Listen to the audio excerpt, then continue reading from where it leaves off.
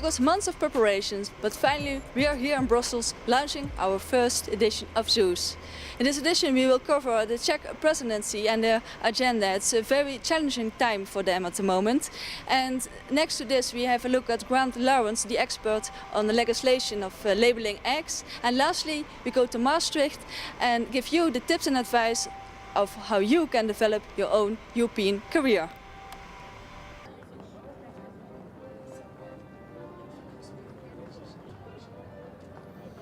Historically speaking, we can take that into account, but at the same time, now they are part of the EU and they have to think and to behave as EU member states, which means that they have to be very prudent during their presidency. What would you like to do after finishing European studies? I don't really know yet. I don't know whether I want to have a European career. So far I don't really have a clue where to go. But some students do have a master plan. I'm interested rather in politics and economics, so I hope I can find a position to combine it.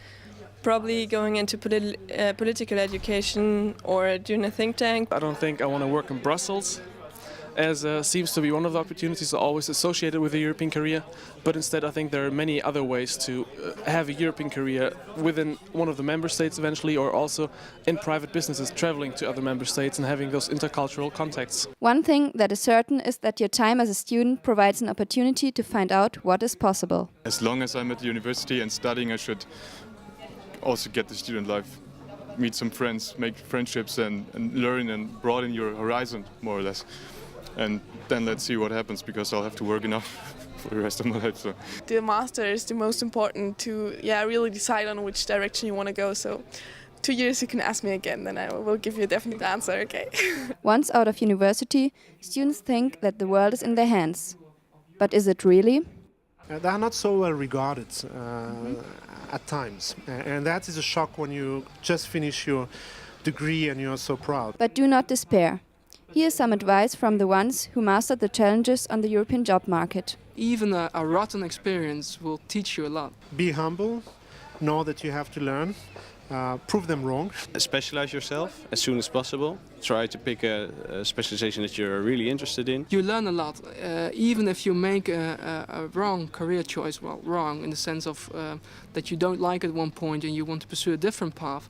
It's very important for me, at least, and I'm not sure whether I made any wrong choices in that respect, but that you went through the process of learning, of seeing, of touching upon the subject and then knowing for yourself whether this is something for you or not.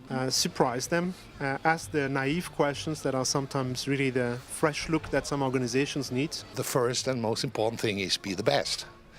Be the best means you know languages, you have a lot of flexibility. So get informed and don't be afraid to step into the elevator.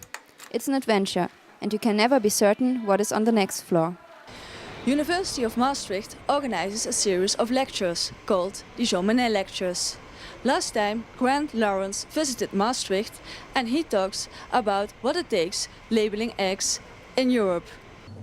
What is the correct way of labeling an egg in Europe? What has to be on the stamp, and how big does the writing of the stamp have to be? The man who set these rules recently came to Maastricht to talk about life in the European Commission. Grant Lawrence has just retired after 33 years in the European Commission, 15 of which as a director of the DG Environment. During those 15 years I dealt with most environmental subjects, but in my final assignment my main tasks were water pollution and chemicals. The trained lawyer spent much of his time in the Commission steering directives or regulations through the European Parliament and the Council of Ministers. He best remembers the directive on water pollution. And that was my baby almost. I wrote the first draft of it and then with my team we worked together and we took it through. Over the last years, Lawrence has seen new challenges arise inside the Commission. As fields like energy and environment became more and more mingled, the DG Environment had to share power with other directorates. Lawrence has an idea how to prevent a struggle for competence between them. Rather than the traditional way where one Directorate General prepares all the work and then asks the others to comment, the work is prepared jointly by a small task force or committee of all the Directorates General, and they each contribute throughout the whole process. The task force, he hopes, will make the work of the different DGs more coherent and give a more unitary picture of the Commission. Lorenz voiced the plan during a Jean Monnet lecture organized by the University of Maastricht. The idea behind this lecture was to give students a view upon the workings of the EU from an inside perspective. There's something different between reading about the development of the institutions and hearing it from people who've been directly involved with the institutions. And so we have gone for people who are just retired, who have worked at the institutions but who are just retired, because we think they can speak more openly. After an insight into the European Commission, 2 more Jean Monnet lectures are to follow. The next time we have the Secretary General of the European Parliament on the 4th of March, and then we will have, most probably, we don't know yet, Michiel van Hulten, who is a former MEP and who will look back on the 3 institutions. Of course, the Jean Monnet lectures are very interesting for students of European studies, yet they are open for everybody at Maastricht University. The Czech Republic organizes over 3,000 meetings during the 6-month presidency. This is an enormous challenge. And Maastricht plays a special role in this. Let's have a look how to prepare for a presidency and what the challenges the Czechs have to meet. The main decision-making body of the European Union is the Council. Every 6 months, the presidency of the European Council changes, rotating between the 27 member states. Taking up a presidency means organizing more than 3,000 meetings during 6 months. The Czech Republic took up the EU presidency at the beginning of this year. Did you know they were trained in Maastricht? The European Institute of Public Administration gave the Czechs the tools to get ready for this major challenge. We prepared them for the meeting itself. What do they have to take into account? What's about, I would say, the skills which are necessary for managing this type of meeting, but we do not intervene, for example, for the preparation or the elaboration of the agenda itself. Holding a successful presidency comes down to preparing yourself very well, mastering many different skills and expecting the unexpected. You have to be prepared, you have to know the procedure, you have to have diplomatic skills, you have to be capable to speak in different languages. The Czechs joined the EU in 2004, which means they are not as experienced as the older member states.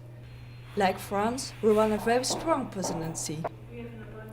What does it mean to be a newcomer? It's something new. The civil service is not experienced in handling the presidency and has to learn a lot. There's not much experience to build on from the past. For the newcomers, if we call them like that, it's very challenging because they don't systematically have all the necessary structure to coordinate and to manage the presidency, which is very time-consuming, and especially because you need a lot of human resources and competencies in your administration. But the Czechs are not standing alone. They had some help from more experienced EU members. The Czech civil service has been preparing for this for years.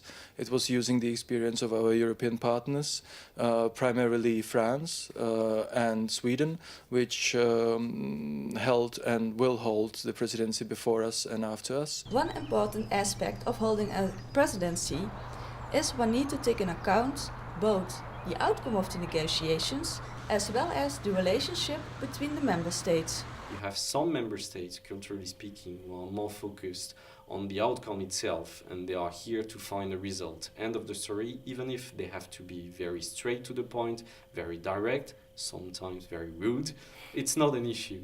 And I didn't mention any nationality. And you have some other member states who are probably more focused on the relationship, they are more talkative, and they can give the impression that they have to speak for 20 minutes without mentioning anything so much important. The Czech Republic has a very intense start of its presidency.